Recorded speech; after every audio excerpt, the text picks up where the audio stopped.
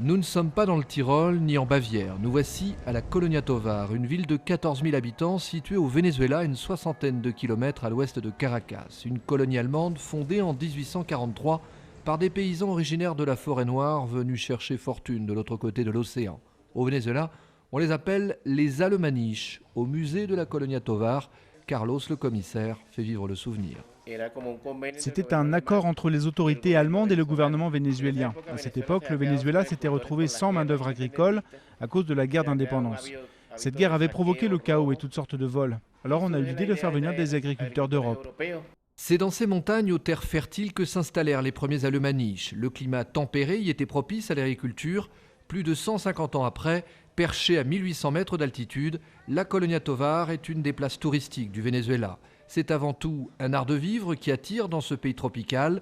On vient y goûter les fraises à la crème, les confitures de mûres.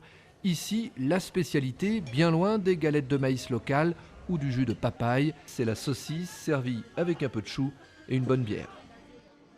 C'est l'histoire et la culture qui se mélangent, d'abord allemande et aujourd'hui cela fait partie du patrimoine vénézuélien. Notre pays est pétri de ça, pas seulement ici mais dans d'autres coins du Venezuela. Notre pays a été construit par les étrangers. Malgré le métissage, il existe encore quelques familles descendantes directes des premiers migrants, comme ici dans cette auberge qui sent bon le feu de cheminée et où l'on porte un soin tout particulier à faire revivre le décor gothico-germanique. Les serveuses en tenue traditionnelle semblent trier sur le volet. La maman de cet aubergiste, décédée il y a quelques années, à près de 100 ans, ne parlait d'ailleurs pratiquement pas espagnol.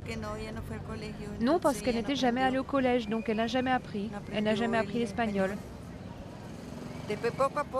Après, bien sûr, peu à peu, elle a appris quelques mots, mais non, vraiment pas beaucoup. Jusqu'à la fin de sa vie, elle parlait seulement allemand. Avec son église et ses maisons à colombages, ses pancartes en langue allemande, ses jeeps autrichiennes à la Colonia Tovar, tout y est très germanique pour le plus grand bonheur des touristes vénézuéliens qui cherchent chaque week-end un peu de dépaysement.